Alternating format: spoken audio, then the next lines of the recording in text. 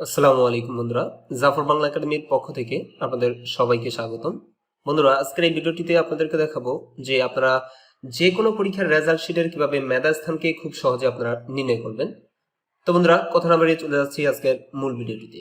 তো বন্ধুরা, আপনারা দেখতে পাচ্ছেন আমরা একটা এখানে ডেমো ওপেন করে রেখেছি। বন্ধুরা, এর আগে আমরা আমাদের এই চ্যানেলে কিভাবে মেধাস্থান নির্ণয় করতে হয় সে সম্পর্কে একটা ভিডিও আপলোড করেছিলাম, আর সেখানে আপনারা অনেকে কমেন্টস করে জানতে চেয়েছেন যে আপনাদের একাধিক স্টুডেন্টের মোট রেজাল্ট যদি একই হয় তাহলে আপনারা এখানে একটু সমস্যা ফেস করছেন।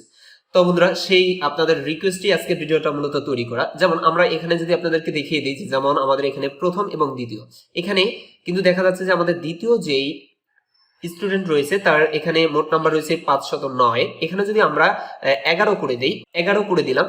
এখন দেখেন বন্ধুরা, এখানে দুইটা কিন্তু 511 511 রয়েছে। এখন এখানে দেখাচ্ছে এখানেও তার মেধার স্থান প্রথম এবং এখানে প্রথম, কিন্তু কথা হচ্ছে যে আমাদের এরপরে কিন্তু আমাদের 2 হওয়ার কথা ছিল, কিন্তু এখানে কিন্তু কোনো 2 নেই। এখানে আপনারা দেখতে পাচ্ছেন এখানে কিন্তু 3।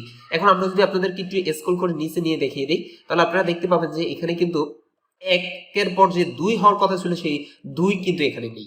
অর্থাৎ এখানে 1 1 কিন্তু 2টা দেখাচ্ছে, কিন্তু এখানে আমাদের 2 উদাও হয়ে গেছে, এখানে কিন্তু বাই ডিফল্ট 3 চলে আসছে। আজকে আপনাদেরকে এটাই সমাধান করে খুব সহজে দেখিয়ে দিব যে কিভাবে আপনাদের একাধিক স্টুডেন্টের যদি মোট নাম্বার একই হয় তাও কিন্তু এখানে মেধার স্থানের জায়গায় 1 এবং 2 চলে আসবে, কোনো ধরনের সমস্যা হবে না। তো বন্ধুরা, এই কাজটা করার জন্য আমরা প্রথমে এখানে ক্লিক করলাম। এখানে ক্লিক করার পর আমরা চলে যাবো এই ফর্মুলা বারে। তো বন্ধুরা, এখানে আমরা ফর্মুলা বারে চলে আসার পর আমরা যে কাজটা করব এটার সাথে আমরা আরো কিছু ফর্মুলা এখানে অ্যাড করব, তাহলে আর আমাদের এখানে এই মেধা স্থানের যদি একাধিক মোট নাম্বার যদি একাধিক হয় তাও কোনো ধরনের সমস্যা হবে না। তো বন্ধুরা, আমরা এই ফর্মুলা বারে এসে এখানে একটা প্লাস দিব। প্লাস দেওয়ার পর আমরা এখানে লিখব কাউন্ট ইফ, অর্থাৎ আমরা এখানে লিখছি কাউন্ট ইফ। বন্ধুরা দেখেন, এখানে কিন্তু আমাদের ফর্মুলাটা চলে আসছে। তো আমি এখানে ক্লিক করে এটাকে সিলেক্ট করলাম। কাউন্ট ইফ লিখার পর আমরা যেহেতু এখান থেকে এই প্রথম এই সেলটাকে ধরছি আমরা J4, যেমন আমরা এখানে লিখে দিয়েছি J4, আমরা ঠিক এই ফর্মুলাটাকেই আমরা এখানে লিখবো, কিন্তু এখানে এই যে ডলার সাইনটা রয়েছে সেটা আমরা উঠিয়ে দিব। তো আমরা এখানে লিখছি J4। তো আমরা এই J4টাকে আমরা দিয়ে দিলাম, অথবা আপনি এখানে ক্লিক করে এটাকে সিলেক্ট করে দিতে পারবেন। এটাকে দেওয়ার পর আমরা এখান থেকে রেঞ্জটা সিলেক্ট করে দিব, আমরা এখান থেকে কতটুকু দেখতে চাচ্ছি।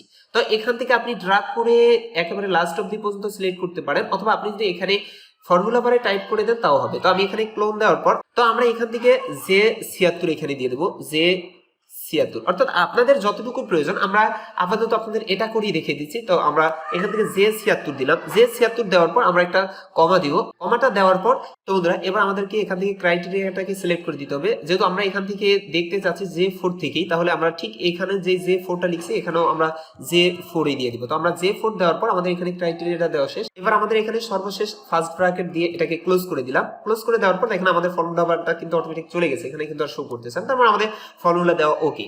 এবার আমরা যে কাজটা করব, এখানে -1 দিব। -1 দেওয়ার পর এবার যদি আমরা ইন্টার প্রেস করি তাহলে আপনারা দেখতে পাবেন ম্যাজিক।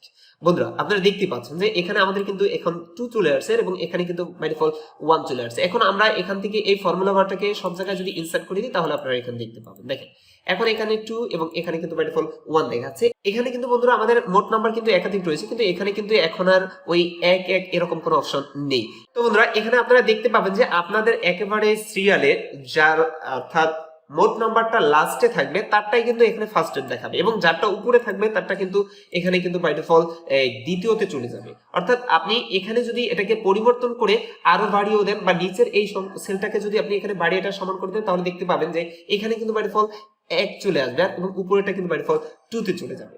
তো বন্ধুরা, এভাবে কিন্তু আপনারা মেধার স্থান নির্ণয় করে একাধিক স্টুডেন্টও যদি একই থাকে তাহলে আর আপনাদের কোনো ধরনের সমস্যা করতে হবে না। তো বন্ধুরা, আশা করি আজকের ভিডিওটি আপনাদের অনেকটাই উপকার আসবে। যদি আপনাদের ভালো লাগে তাহলে একটি লাইক করবেন এবং কমেন্টস করে জানাবেন আপনাদের কেমন লাগলো। আর আমাদের চ্যানেলটিকে যদি সাবস্ক্রাইব করে না থাকেন তাহলে প্লিজ আমাদের চ্যানেলটিকে সাবস্ক্রাইব করে পাশে থাকা বেল আইকনটিতে ক্লিক করে দিন। তো বন্ধুরা, দেখা হবে পরের কোনো ভিডিওতে। সে পর্যন্ত ভালো থাকুন। আল্লাহ হাফেজ।